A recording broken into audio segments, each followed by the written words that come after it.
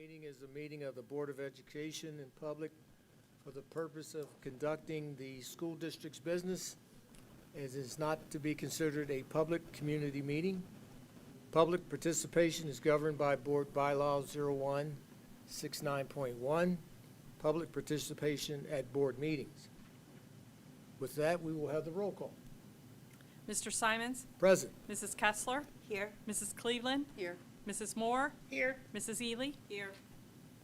And now we will move to the Pledge of Allegiance led by our superintendent.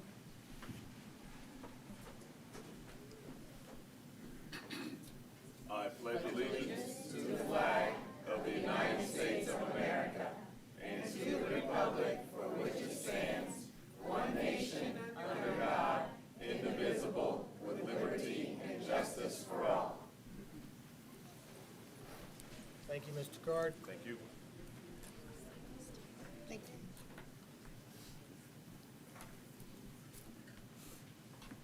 you. Need a motion for approval, revision of agenda. I move to approve the agenda as presented. Second. Properly moved and seconded. Mrs. Petter? Mrs. Kessler? Yes. Mrs. Cleveland? Yes. Mrs. Moore? Yes. Mrs. Ely? Yes. Mr. Simons? Yes. Motion passes. Mr. Card, inspirational message? Yes, tonight we have our, I believe, third grade students from Springdale Elementary. A nice crowd here tonight. So Mrs. Tinbarge, Principal Tinbarge, if you'd like to take the podium and tell us what we're going to see and hear.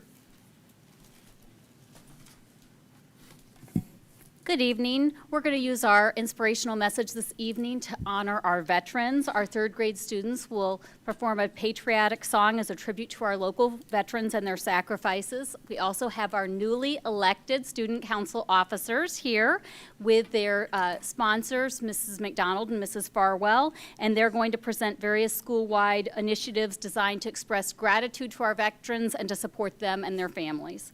To kick off our event, our third grade students are going to sing How Do You Tell a Veteran Thank You under the direction of Mrs. Ligaya McGee.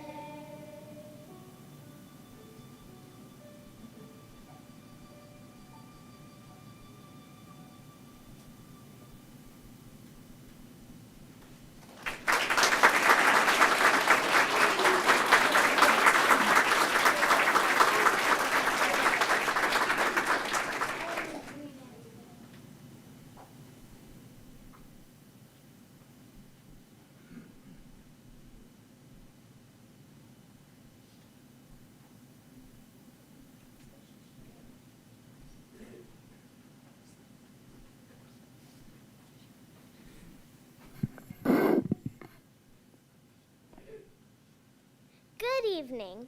We are proud to share that our school has been named a Purple Star School. This special award recognizes schools that go above and beyond to support students and families connected to the military. It means we work hard to make transitions easier for students who move often and to help every military-connected student feel welcome, supported, and a part of our school community.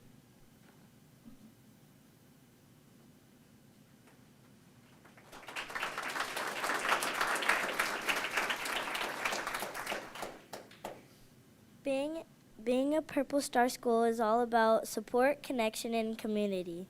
Our school helps military families find the resources they need, and we plan activities that make everyone feel included.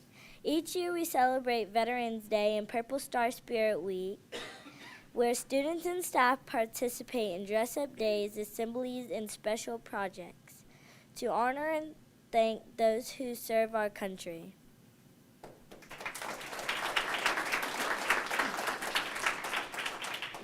One of our favorite traditions is honoring veterans through music. Every year, our third grade students perform 2 Veteran Day concerts.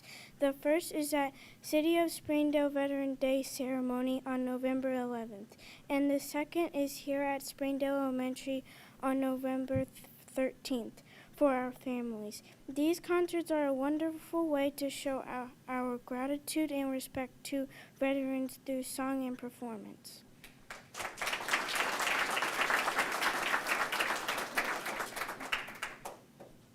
Each year, we also create military tribute displays of those who are serving or have served in the military. We are proud to have 2 of our own with us tonight. Mr. Don served in the United States Marine Corps from 1968 to 1969 during the Vietnam War as part of the Machine Gun Squad in the 9th Marine Regiment. After returning home, he continued to serve his community by sharing his experiences with students. Don also took an honor flight to Washington, D.C. to visit the memorials honoring veterans and received an honorary diploma from Princeton after leaving school early to join the Marines.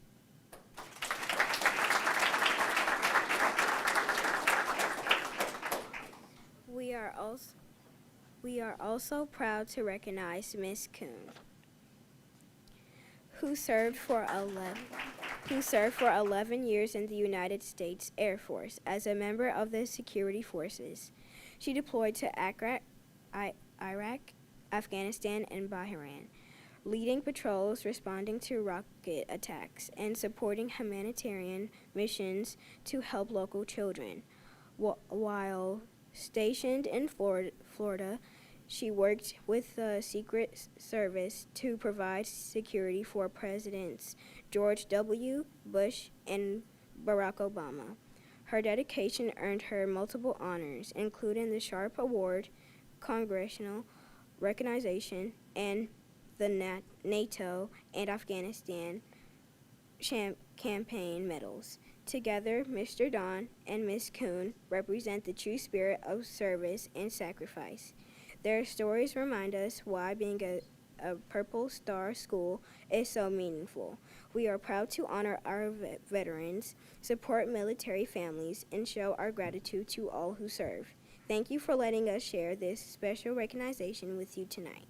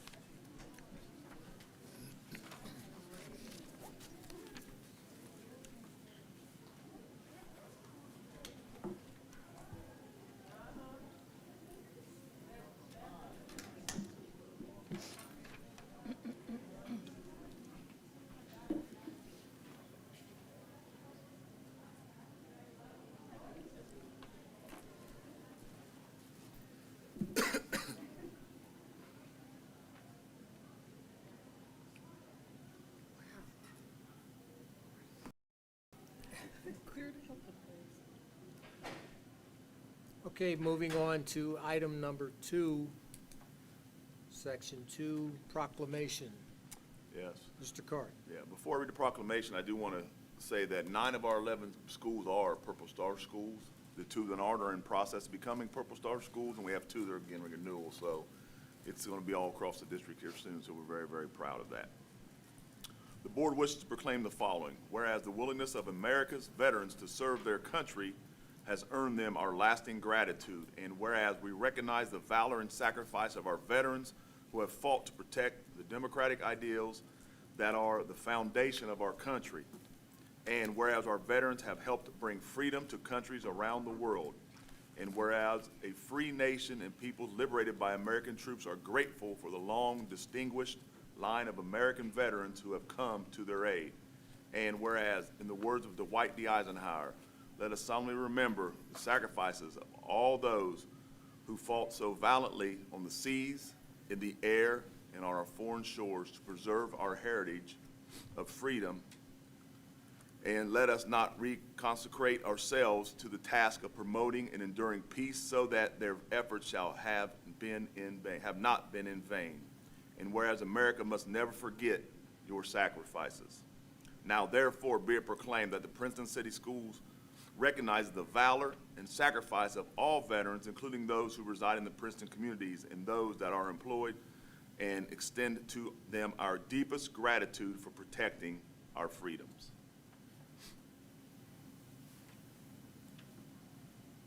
Thank you, Mr. Card. Thank you. We moving to section 3, which is public comment. We have 2 visitors. We'll go in the order of sign in. And the comments are limited to 3 minutes in length. Okay, the first person is Gia Isaacs. Please come to the podium, please.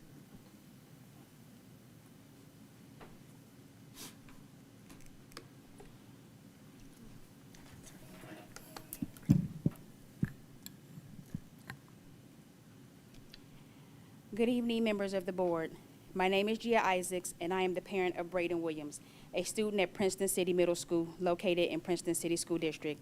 I am here tonight because my child was attacked at school on October the 9th, 2025. My son was cornered in the bathroom while another student attempted to stab him with scissors. Since then, my child has been afraid to return to school. He wanted to change schools. He is scared to walk in the halls by himself, to use the bathroom at school, and often finds it hard to concentrate. What troubles me most is that the student who attacked him has already been allowed back to school. I followed the proper channels. I reported the incident. I've met with administrators, but I still do not feel the district has fulfilled its duty to protect my child under the Ohio law or district policy, especially since there was a weapon involved. The child not only tried to attack my son, but also another student. I'm asking this board to ensure that Princeton City School enforces its own harassment, intimidation, and bullying policies and protects the victim, and to evaluate the situation as an attack with a weapon. Due to the severity of this issue, I believe that a thorough investigation should be done, including a threat assessment that includes using a weapon. A student should not be allowed to attack a student with a weapon and return to school. Every child deserves to feel safe in school. The lack of urgency, the oversight of Braden's safety, and the breakdown in communication about this matter between the principals, officers, student services, and the superintendent's office has been unsettling, to say the least. My child was attacked, and it has been treated as just an isolated incident. I also request that the board or superintendent follow up with me directly regarding the district's investigation, threat assessment, actions taken, what will be done to prevent this from happening again, and not just an immediate response. Thank you for this time, and Braden, my son, is here for a few words. Hello. I feel that I'm not safe at school, and school should be a place where you learn and grow. And now recently it's been hard for me to concentrate in class. And I would feel safer at school would be him expelled. But I believe he was also brought back way too early, and yeah, I would like for him to be expelled from the school.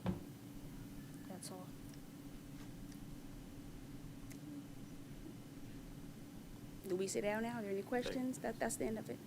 All right. Thank you.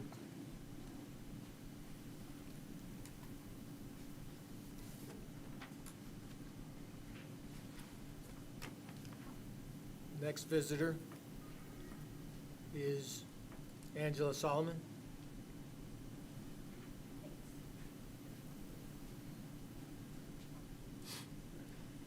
Hi, I'm back. My name is Angela Solomon, and I am here because I'm just wondering where the school board is standing currently on the requested policy change that would allow all students, including homeschool students, to at least partially or fully enroll in classes at Princeton. This morning I spoke with Sam, my son, who was hoping to be in the orchestra, and I offered him piano lessons and guitar lessons and said, but soon we'll get your cello, I hope. And he had given up. He said, it's been months. And I struggled to encourage him. Also, I called I called three, but I heard back from 2 of the 3 school districts in our immediate area, asking them about how they, if they offer any transportation to homeschool students who are taking classes, and they don't, which made perfect sense to me, but I thought it was a question I hadn't thought to ask until someone else brought it up. So, thank you. Thank you. Thank you.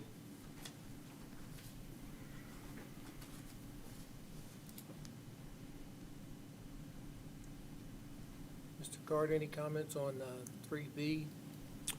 3B, that is our strategic plan. If you look at our board agenda, you will see letters after those, and those are where they fall under our strategic plan.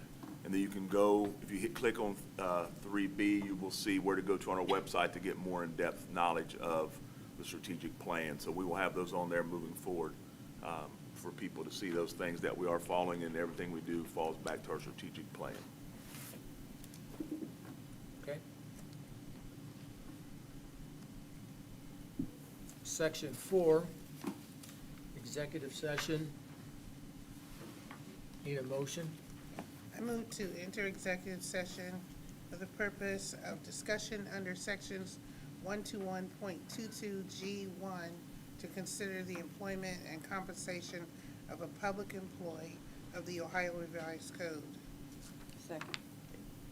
Moved and seconded. Ms. Better. Mrs. Cleveland? Yes. Mrs. Moore? Yes. Mrs. Ely? Yes. Mr. Simons? Yes, Mrs. Kessler? Yes. we're entering executive session and we will return.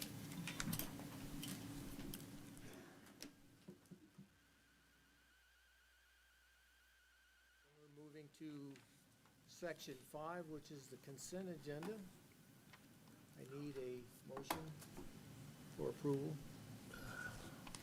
I move to approve the consent agenda as presented. Second. Properly moved and second. Mrs. Petter? Mrs. Moore? Yes. Mrs. Ely? Yes. Mr. Simons? Yes. Mrs. Kessler? Yes. Mrs. Cleveland? Yes. And motion passes. District business, section 6, services agreement with Bright B. I move to approve the services agreement with Bright B as presented. Second? Mr. Card. This is a service agreement for substitute services for custodial, paras, food service. As you know, it's hard to find subs everywhere, so it's another group we can try to pull from as needed. So that's really what that is. Are we still having a difficult time with all the layoffs, or those layoffs aren't in this area? Layoffs for, Across the nation from companies. I don't think we have a lot, just we have. And it's hit allegedly the managerial class with bachelors hard. I don't have a good answer for that. Not that I'm aware of. That's the answer I have for that. Okay, okay. Thank you. Yes, sir. Mrs. Better? Mrs. Ely? Yes. Mr. Simons? Yes, Mrs. Kessler? Yes. Mrs. Cleveland? Yes. Mrs. Moore? Yes. motion passes. services agreement with ProCare Therapy. Yeah, very, very similar. Wait, This is, wait, need a motion. I Real move quick. to approve the service agreement with ProCare Therapy as presented. Second. Properly moved in I second. think I know So, by now. I've been doing this for a little while. yes. Not my first time. This is the same thing with, for intervention specialists, to have substitutes as needed. As you know, that's hard to find subs in the teaching level too, so this is another way of us to getting those as well. Any questions from anyone? Mrs. Better? Mr. Simons? Yes. Mrs. Kessler? Yes. Mrs. Wyder? Oh my gosh, it says Mrs. Wyder on there. Oh. Mrs. Ely? Yes. Mrs. Cleveland? Yes. Mrs. Moore? Yes.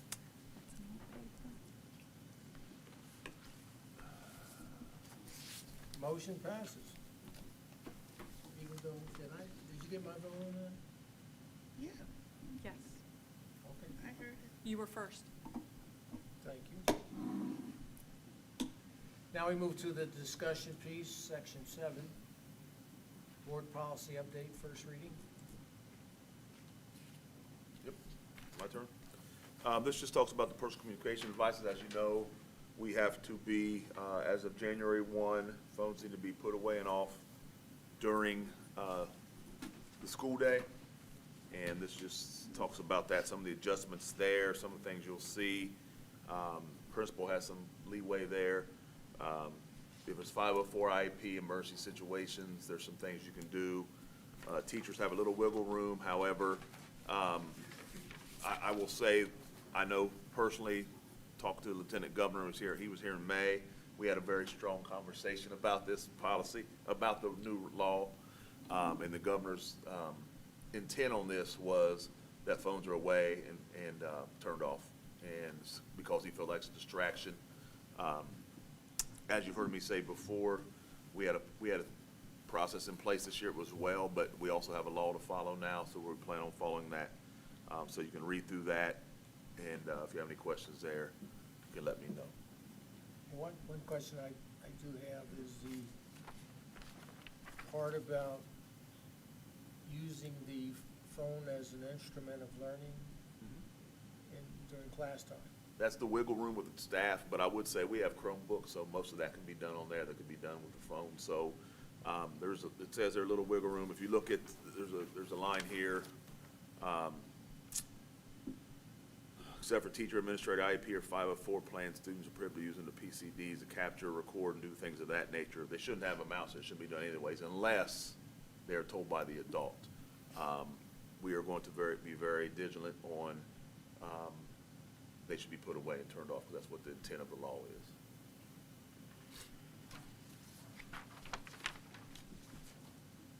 And we will start that in January. We talked about some other times. We're going to start January 1. I know both Mr. Stallings at the high school, the middle school and elementary doesn't affect because they already have this in place. They've had it in place. The high school suit affects 9/12. Mr. Stallings is going to have meetings with class meetings with each class and explain these things. I'll probably go over when he has them too, to answer any questions. Miss Roddy will have communication about the parents, and we'll put it out several times. I think this is something I know the kids and parents have been talking about. I have a senior daughter who's in my ear about it all the time. I'm at the high school a lot. I have a lot of relationships with kids there now. I've been here long enough, and they're in my ear a lot. So I know this is being talked about, and they know it's coming. But we want to make sure we have those specific meetings, class meetings, to let them know our expectations. And I'll let Mr. Stallings lead those. I'll be their support if he needs me with his team. And then we'll make sure we get stuff out to parents. They'll get plenty of information on that. Hey, I really appreciate it, Mr. Card, that you've taken a gradual approach, a very progressive approach, so that you could constantly warn the parents and the students in November and December. This goes in effect in January. And I will say, you've heard me That's say. good. Yeah, thank you. You've heard me say before, it would have been ideal to start beginning of this year for me, but because there's some miscommunication on what school day, instructional day, what that meant, I didn't get final notification until 2 days before school. That's not fair to our kids and our Right. administrators and our teachers Thank to you. try to do that. So we're gonna do January 1. Some people did at the beginning, some people are doing it January 1. We will do when it starts. I think that was fair for everybody. And, you know, I think our people, it's gonna be a drastic change for our students. Because if you go into high school, in the cafeteria, now, what I will say in the cafeteria, our cafeteria, one of the things I heard from up Columbus was, kids don't communicate no more. All they do is go on their phones. Well, as I told you before, when I took the lieutenant governor into the cafeteria, I made sure he noticed that our kids do communicate, even though they weren't on their phones. I know it's the law, we'll follow, but I'm trying to get him to see that because it shouldn't be a to me, it's my personal opinion. I don't like the one size fits all, I think, but I want to follow the rules they give us. But I think our kids and our administration over the last 2 or 3 years have done a really good job of following what we had in place. So we'll see what happens. But I think our building too, come January, I think we go back to 4th or 5th, whatever day we go back, you're not gonna just go nuts on it. You know, it's a process, and we understand that. Mr. Stallings and the administration, we've all talked with the team, but they need to understand it is a rule, just like any other rule, we need to follow it. But, you know, it's not a hammer down day one, but we're gonna follow the rule, if that makes sense. So I've been asking you, obviously, a lot of questions on this. And I just want to make sure I fully understand. So in January, the students, when they come in the school, they're going to turn their phone off, and they are not going to use their phone at all until they walk out the door. They're not going to. Until instructional day is over, school day is over. Until they walk out the door. Unless they have permission, yes. By a principal. Principal, teacher has a little wiggle room, but we're gonna work with the principal. We'll work through that a little bit. Okay, and they're not allowed to take pictures or videos Not without at permission. all. No. They can't, 'cause they're supposed to be off and they can't take pictures or video because it's turned off. I just think if you can, like, if that, you know, with this being the policy, it needs to be just crystal clear Yeah. like that. And it's gonna be a process to get them to understand. I think you have to, just like Well, any change, but I think you have to I be like, think you boom, can say on them. They need to be off, Yeah, and they don't come back on until they leave the school, is what the policy says. yes. Unless we wanted to not approve the policy. No, I mean, I think the policy is clear. Yeah, it is. And I want to say that when Gina was talking earlier about, you know, the things that we've already put in place, what I will say, and I don't know how much of our high school is doing it, but I do know that quite a few classrooms have it right now where the kids are putting their phones up when they walk in the classroom and they get it when they leave out, which for me says that they're getting used to not having access to their phones anyway. Now, to not have access in going from class to class is what's going to be That's new the to me, change. at least is how I see it currently. But if you're used to not having it in the classroom and you're going from class to class just to get to the next class, you really didn't have a whole lot of time anyway, at least I wouldn't think, to pull that phone out. I mean, yes, I might be able to check something real quick, but it's not a lot of time. So I'm thinking that it might not be quite as hard on our students as we think it might be, because they're already getting accustomed to not having those phones on all the time when they're in school. The key, though, to your point is, once they walk into that building, just turn it off. Yeah, I think. It's the law. It's not a request, and it's not a nice to have. It's the law. So now you must turn that phone off when you walk in, and you can't turn it back on until you leave. I mean. And I think too, what we're doing right now, putting them in the things, took a little time for them to get used to that. So Right. there's Exactly. always a adjustment time. That was an adjustment. Things of that nature. Right. So, But I was we have watching really it the good other kids. day when I Yeah, walked into yeah. classrooms, and it just struck me how easy it seemed for our students to do it. I mean, I was struck by that because I would have thought that would have been very difficult. But to look at that, yeah. whatever you call that thing, that sits on the door and Like see all calculator those holder. phones on there, and it wasn't, not one student seemed to be bothered by the fact that they didn't have it right next to them. Yeah. To me, that already is an adjustment. And so the next phase of that is now I just can't use it in the hallway either. I think we're ahead of a lot So of I places. think we're ahead of a because lot that. of schools But in it's a that regard. process. Yeah. I think the lunchtime hour will be a difficult hour. Yeah, Yeah, and could that might be challenging. difficult, It will be, Yeah. we'll have to monitor it, and it's, because you have a little bit more time. So does this policy also mean teachers? doesn't have teachers No. in there.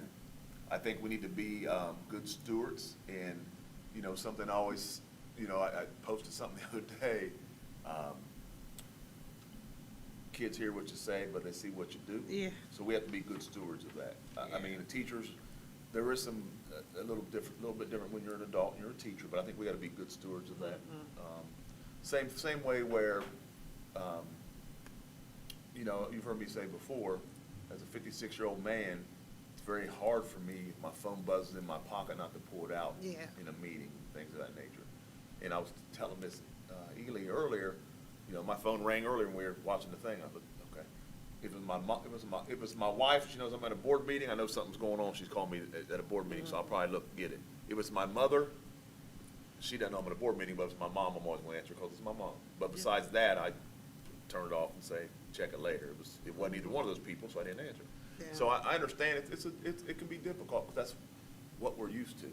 Yeah. You know, so our administrators and our teachers have to be on board and do what they're supposed to do. And I'll report out here in a couple months, let you know how it's going. I know Yeah. the other question. over there a lot, too, so I I'll had, see it. in terms of doing any of this, has been not the phone, but all the devices that The watches? connect, like the watches. I mean, 'cause I was trying to watch that as I was watching the kids in the classroom, and their phones were put on the wall, but then I didn't see many of them with the watches on. Yeah. So I wonder, though, if that is going to be problematic, because I turned my phone off, but my watch is not necessarily off. Yeah. You know how you're setting, how it's set up, like mine's set up that if my phone's not within a certain distance, my watch is Exactly. involved. Yeah, mine Exactly. too. But there's a setting on here, I didn't know this till about 2 years ago, that I could set You it to can. where if my phone's away, I could do it. Right. But I know if my phone's off, my watch won't go off, but I don't know if there's certain settings for that, I don't, there probably is, because they can do everything else, so that's gonna be something you have to monitor, that's gonna be a little more difficult. That's gonna be more difficult to me. I think that's where I Yeah. think of the challenge, because I use my watch like I use my Yeah, phone. I do So, as well. I mean, I can I do answer the set texts, here. I can see what's going on. I mean, and I can imagine, and it doesn't matter if my phone's not next to me. It doesn't have to be. It could be across the room, and I can still have access. So that, to me, is more of the challenge that I see as could be problematic when you say turn it off all day. Yeah. How do we monitor devices? Yeah. So, that'll be interesting. You know, that does raise a question. I think Jody or John said it. Each teacher would have to be clear-cut, everybody following it, because if one teacher lets her class get away with it and the other teacher doesn't, I mean, it's like, In theory, you're correct. oh, okay. So, Yeah, I would say that, and that's for any of the rules, really. yeah, Um, Okay. Not just this new one, but anything we have Yeah. in policy should be that way. yeah. Interesting. Do you Uh, think, you had mentioned that there might be maybe something else changed on this? Or like, I haven't heard anything lately. okay, I think that, I would love to have local control. yeah, I just feel like it's just so extreme. I will say this as, a member of BASA and a director, that is what I've been pushing out. That is what I've told the lieutenant governor, who said he told the governor. I trust him because he ain't never lied to me before. Because I want him to see, I took him in class, I wanted him to see how our kid, we were there with OSBA, and you saw, our kids do a great job. So my hope would be, they see this and they say, well, we can give them a little, but I haven't heard anything since summer on that, so I'm not Okay. sure. I can ask the question again, but I would think if there's more conversation, I would have heard about it. Mhm. 'Cause I used to Okay. hear that stuff. Okay, any other discussion on that topic? If not, let's move to the renovation update. Mr. Yes. Card? We have Mr. Williams here with Megan, who'll give us an update on what's going on. If you've ridden by there lately, you can see some things happening. It's kind of neat. Good evening. Thanks for having me here tonight. Did you happen to get pictures to pull up at all for tonight? No? Okay. But All right. you guys have it, oh, well. Yeah, from the board doc. the little packet of pictures or whatever, but anyway, things are progressing nicely. We're doing underground utilities, the storm where all the rainwater goes when it rains around the site. We're putting in sewer lines, that thing scattered throughout the site. As far as the building, the foundation walls are probably 95% complete. Most of the dirt's backfilled in those foundation walls. We got all the plumbing lines, like all the stub ups where the showers and the locker rooms go and stuff. And the pictures, you'll see all the white pipes sticking out of the ground. Those are your locker rooms and restrooms and things like that. So that's in. We're hoping to get all the concrete floors poured next week. We're going to do 2 separate pours, and we're hoping if the weather holds out, we're hoping by next Friday all the concrete slabs poured. That's a big milestone for us because now we got our surface where we can start going up out of the ground where everybody can see, when they drive by. So next week, if we get our floors poured, the following week we're going to start going up with walls. So we'll start putting the stairwell walls and the elevator shaft up first, and then so you'll start seeing walls coming up here in a couple weeks. So it's exciting. Hopefully, we're looking to put steel up in late December. Start seeing steel going up. What else? We're going to try to get some asphalt down this year before the plants close. The plants close on us in late November, early December, but we're going to try to get a base course of asphalt down. It gives us something solid to work off of so it's not so muddy on us while we're working through the winter. So we're going to try to get some base asphalt in too before the year's out. What else? That was just a really quick update, but yeah, the typical, we're on budget and on schedule, and everything's going well, and safety's good. We meet with Joe and John and Elgin. We're having every other week meetings, and we probably meet every week on other things. So I'm not in on I'm in every other week. I'm not in. You're the every other week one. They keep me up there. That was a really quick update, but I don't know. Any questions on status? Things are going well. Hope we have a good, easy winter so we can keep trucking through the winter. That's the key. Yeah. That's key. Okay. All right. Appreciate you, sir. Thank you. Thank you.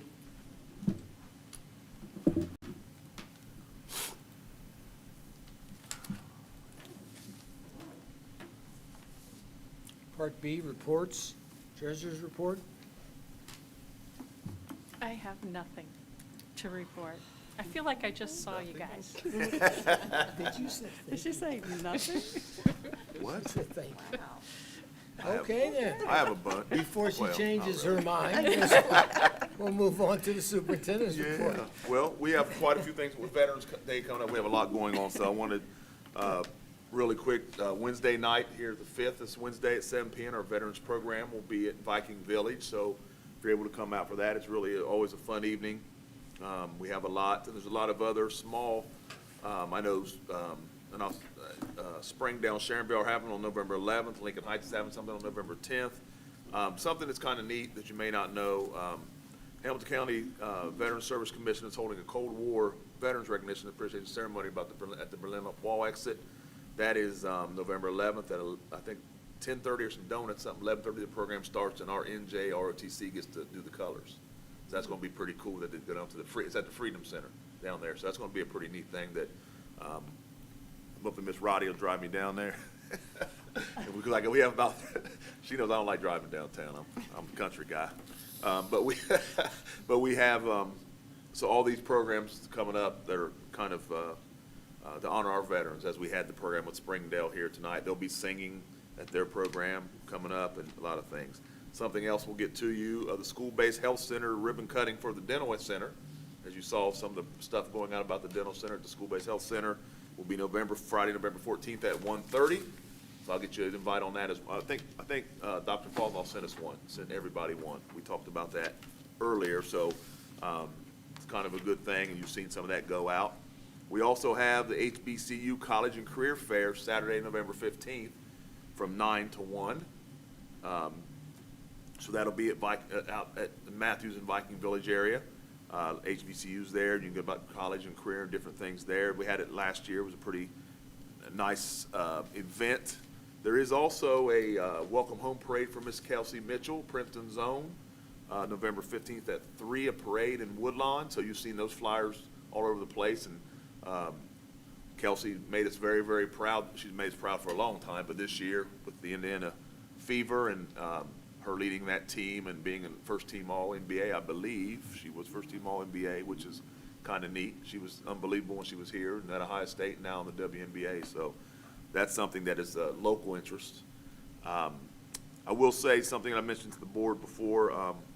As you know, I've been doing listening sessions at all the buildings, a lot of great conversations. I have one tomorrow at Springdale, one Thursday at Glendale, so I'm about halfway complete with those.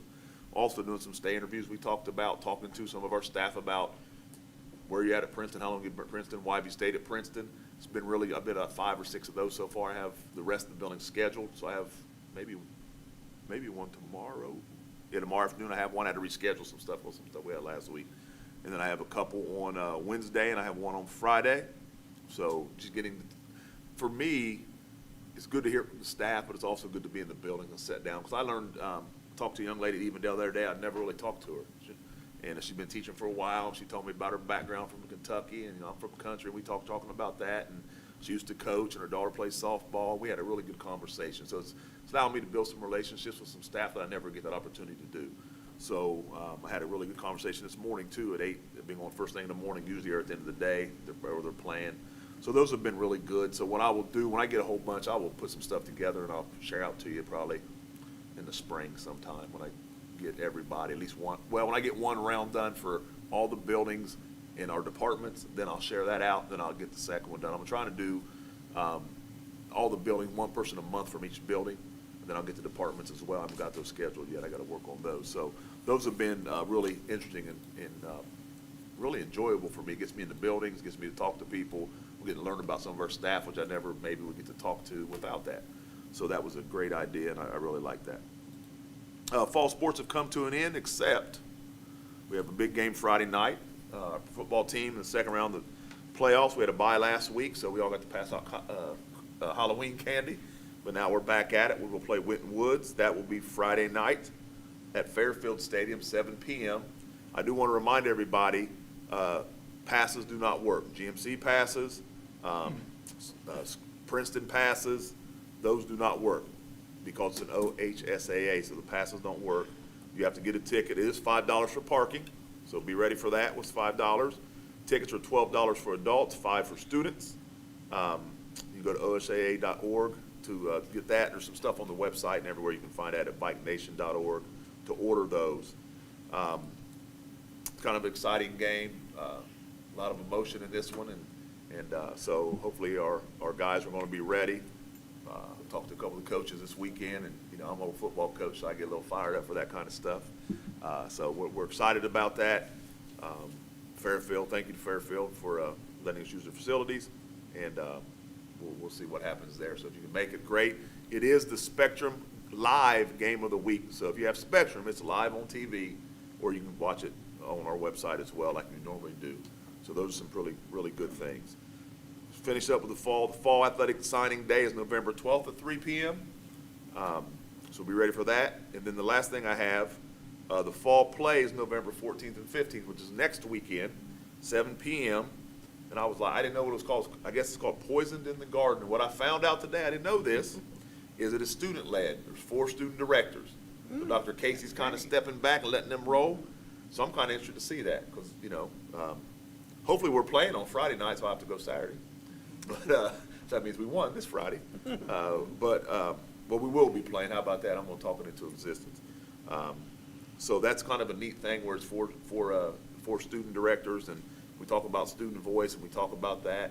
And the one thing I didn't put on here, last Thursday we had our business and community partners breakfast. If you saw the pictures, it was packed. It was a great morning. A lot of good information. We had P&G represented, giving a presentation. We had some other folks talking. The kids did a great job. Our orchestra. I've got a lot of positive feedback from that. So that was a really fun morning. We had that to do that. So that's all I got. A lot of stuff. Thank you. I took Miss Chris's time. Mary? Mary, do you have anything to add? Nothing. We are before Great Oaks this time, so Great Oaks' meeting is this coming Wednesday. So you all are always invited to come, 6:30 PM at Scarlet. So, so I'll report out the next time. Okay. Jody, you have anything I do not. to add? Jada? Gina? I always go last, don't I? No, I don't have it. You skipped me, but that's okay, I'm used Well, to I it. was working back towards the center. Well, I understand. Any information on the Kelsey Mitchell? Yes, I'd love to share it. Thank you. As the superintendent mentioned, we're recognizing one of our Princeton graduates of the class of 2014, Kelsey Mitchell. She plays for the Indiana Fever. She is a WNBA All-Star, and on the 15th, starting at 3 o'clock, there'll be a parade from the corner of Woodlawn Boulevard and Riddle Road, just going straight down Woodlawn Boulevard, and then there'll be a pep rally, and the first 75 people get some kind of certified WNBA jersey. T-shirt or And jersey or so, something. it's interesting, Kelsey Mitchell's, grandfather sat in this very seat as a, school board member, and the Mitchell family has been very influential in terms of education and also sports. Thank you. Thank you Thank you. for reminding me. Okay. In that case, we are now moving to our executive session. Need a motion? I move that we go into executive session to discuss under sections 121.22G1 to consider the employment and compensation of a public employee of the Ohio Revised Code. Second. Moved and seconded. Mrs. Peck? Mrs. Kessler? Yes. Mrs. Ely? Yes. Mrs. Cleveland? Yes. Mrs. Moore? Yes. Mr. Simons? Yes. We are moving to executive session. Do not expect any district business afterwards. Thank you.